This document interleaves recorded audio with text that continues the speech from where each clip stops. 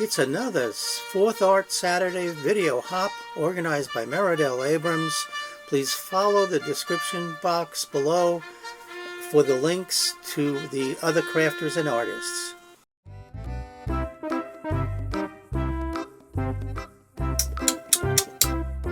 Hello survivors, hi family and friends, this is Bootsie Sweettarts with this month's theme, Take 5. The challenge was to take 5 of our supplies, art supplies and craft supplies, and make an art or craft project.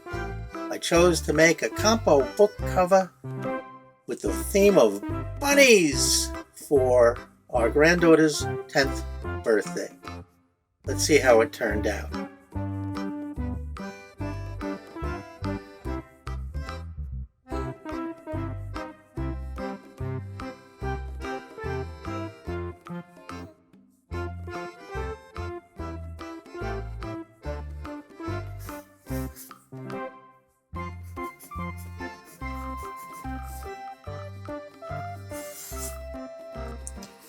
Well, here I am marking some writing, some kids writing, students writing, and how does it make you feel? Terrible, right? When I first started teaching, it was the red pen, red pencil era. If you saw a red pencil on your paper, you knew you didn't do well. There's no better way to stifle a child's writing and imagination than criticizing it with the big red pencil. Thankfully, that era passed pretty quickly after I started working, and brand new creative writing skills were introduced. And one of the things was to write every day in journals in the classroom. Every day we had a little time set aside for writing. So when our granddaughter asked if she could get a journal, well, hop to it. That's what we have to do, get her a journal. She has several now. Since she asked for a journal, we thought it a wonderful idea to give her a journal that would live on and on and on. So we decided to make a Compo journal, composition book journal, because it has a lot of space to write. And I'm going to be making a cover to go on that composition book that can be transferred to other composition books when the book is filled. This is a simple version. It consists of, at least this one, consists of an outer cover, no lining. You can't see this in here. Now let me take this one out. No lining on this.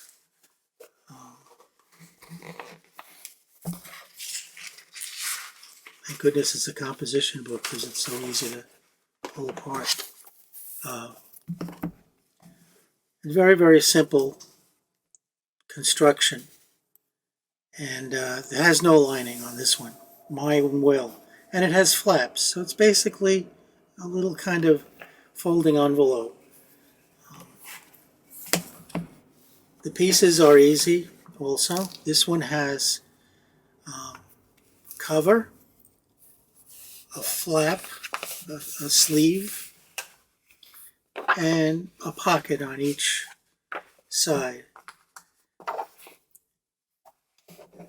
Now, sticking with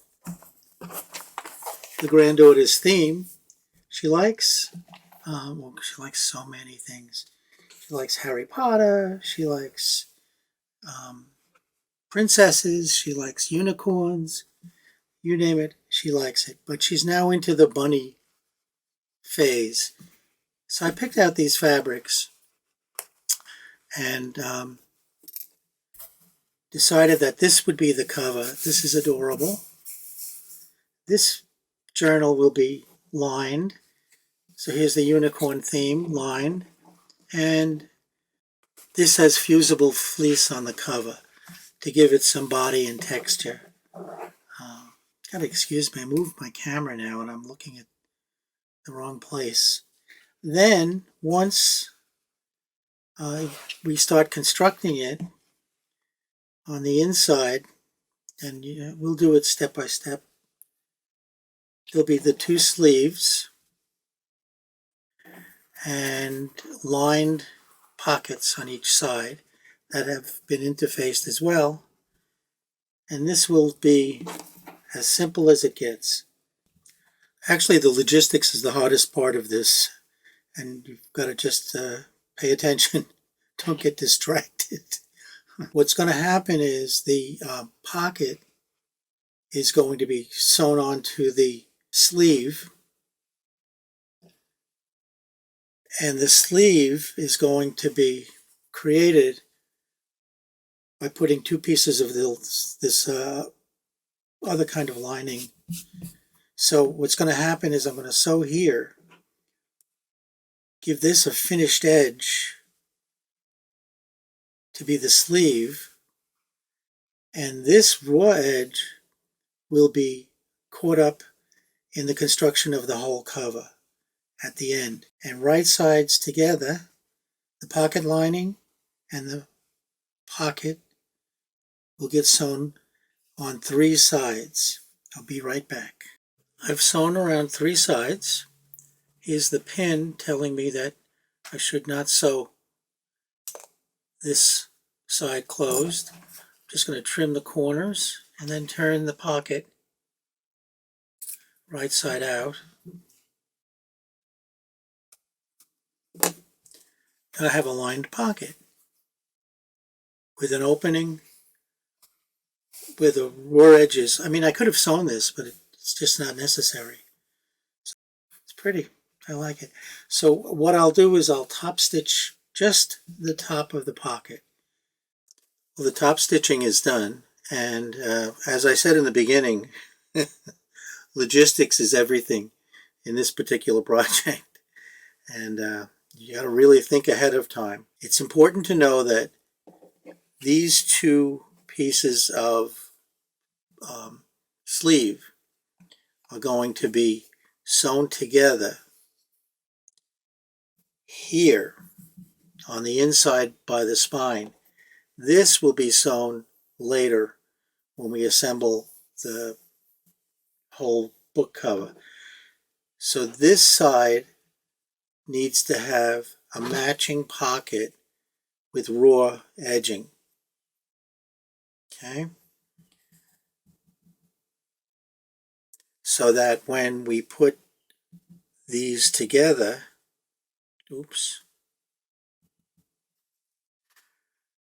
like that, and we sew this together, being a little exact here only because it can get confusing. Can always unsew. I've become licensed as an unsewer. Oh goodness. See, so just to pin this to show you, this becomes the sleeve. So you want these raw edges all caught, and that gets folded back. All right? It's starting to make sense? Well, if it does, you have change of $1. All right. So we know when we do journals and folded face-to-face projects that the right side and the left side have to be mirror images if you're going to make identical things. So this is an open end of the pocket that goes towards the spine. This is the open end of the pocket, and that goes to the spine. So what we'll do is sandwich these 2 together like that, and just sew down this edge on both sides. So here we are. I've sewn the face-to-face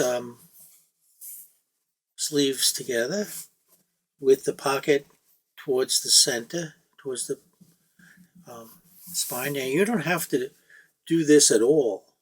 You can make just a freestanding pocket, and you would finish the top edge, so all around, line it. It's better to line it. Really is better to line it. So you can do that, and this is the most common way, is to add a pocket like that. You also, as in the prototype that I made, you can put the raw edge towards the outside and catch it in the main part of the lining, the main part of the cover. I chose this way simply because I'm probably at some point going to add like a pen holder or something, and I'd like that to be on the outside edge. This is where we are with this. Now what I'm going to do is sew the pocket down on the two sides that are not attached. Here are all the pieces.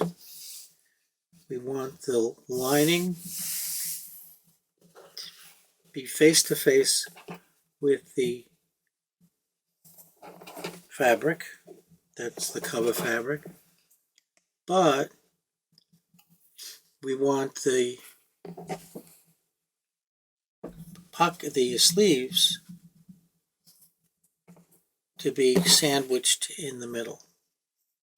This is our goal. And hopefully this is the right order. We can pin it and try it. I just try to imagine this going around. That should do it. So what I'm going to do, using my 10mm seam allowance, is sew around and leave an opening. Maybe I'll put 2 pins where I want the opening. It's arbitrary. I'm putting it at the bottom because in the spine area, because if I make dangles, that's a good place to hang the dangles and add strength and take the attention away from the opening, because we'll stitch that shut. Look at how nice this is. Oh, I got all these. Let me clean this up, take it to the machine, and see what happens.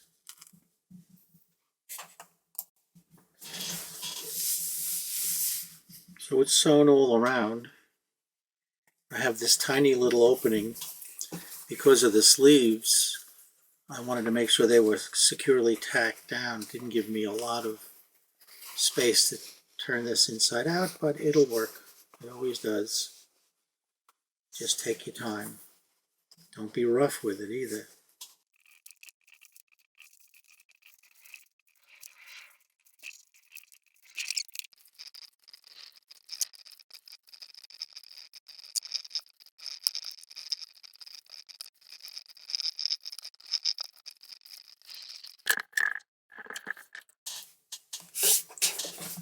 Wow, that was a day's work. Try to make the opening a little bit bigger so it's easier to get the guts through and birth it. It turned out correct. This is correct. I took it back to the machine and I did a top stitch around. Oh, I love this fabric. Oh my goodness. I hope she loves it too. And basically, this is done. We're going to do a little bit of embellishing. John is going to do the inside. Let's see how this fits. Okay.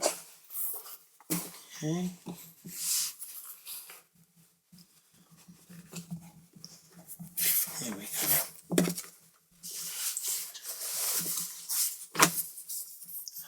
Perfect. I don't know how it turned out perfect, but it did. Very nice. One of the things I wanted to embellish this book with, and it's in the opening of this video, is a dangle or dangles made from beads and buttons. And I think this is going to look very, very nice.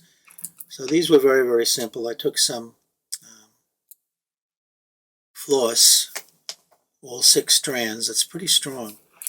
And just strung beads and buttons on them.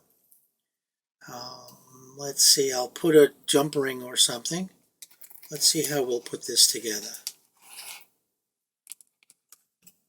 Lucky me, going through my stash, I came across this beautiful pink lace. Perfect, perfect, perfect.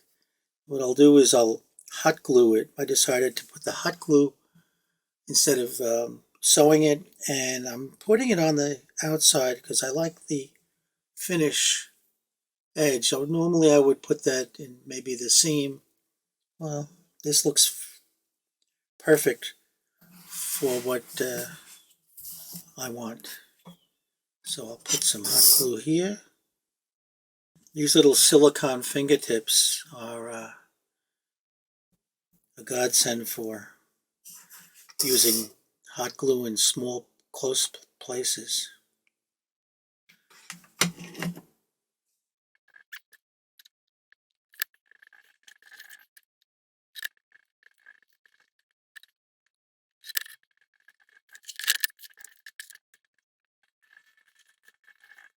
Very nice. I like this a lot. I don't know what frame here, but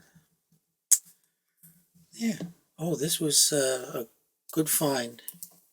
So now I have the lace all around. So we're using the fabric, the lace, the beads, the Compo book, and John is doing the embellishing of some of the pages. And what I think I'm going to do is put an eyelet on the bottom and an eyelet on the top to attach the dangles. So fold it over and find the center. We put a pin there so I know where the center is. Approximately here. I'll come over with my handy crocodile. I'm using the smaller of the 2 punches. Let me do it this way. There we go. Close, close, close. Pretty good. Let's see if I have I have a pink. Oh, story of my life, folks. Oh, leave it in, Roy. Leave this in. Oh my goodness, my big gorilla hands did it again. So, before I play pickup, let me get this in.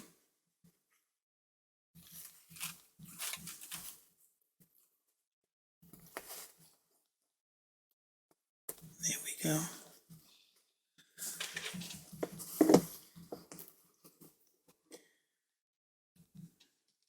Put a little flange on it.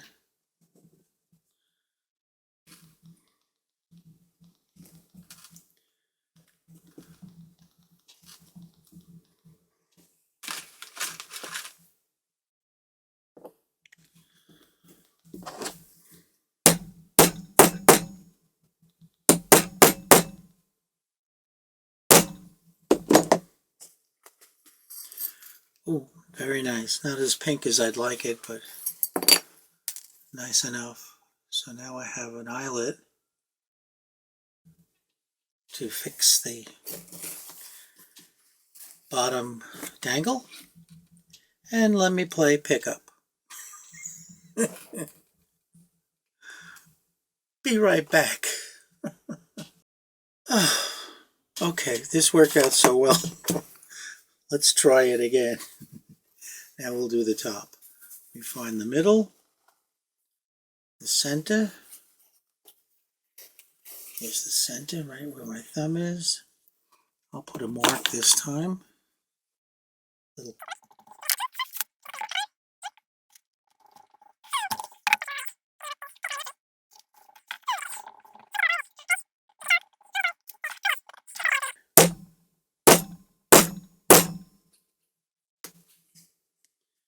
Nice.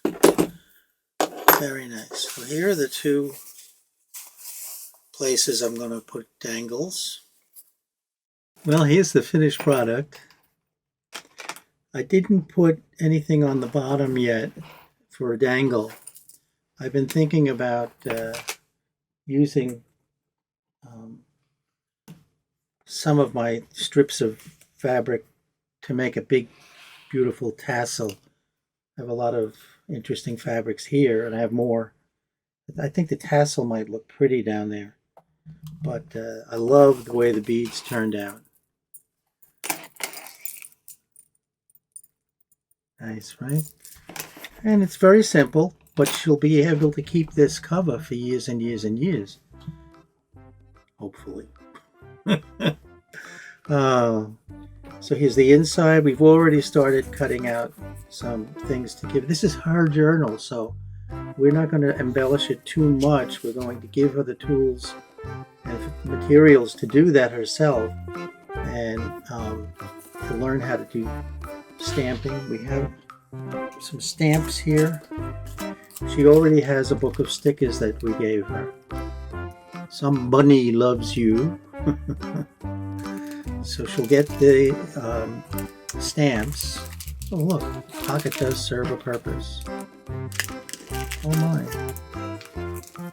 Very nice. I'll put these in the other pocket. So this is a wonderful project. Surprising for the hop, that doesn't fit. I can put it in there. It was a surprise that I was able to do something that I was planning on doing and adapt it to the take five. So here we are. We also have, I love it. We also have a cutout and collage book for her as part of the 5 items. Look at these beautiful papers. So this is January's hop, take 5. I hope you enjoyed it. It was fun for me. It's really fun when you're doing it for a family member, granddaughter especially. Thank you so much for watching. If you're inclined, please subscribe. Please give a thumbs up, and please share with someone who might be interested. Thank you very much, and as I always say, be safe, be smart, stay healthy, and bye for now.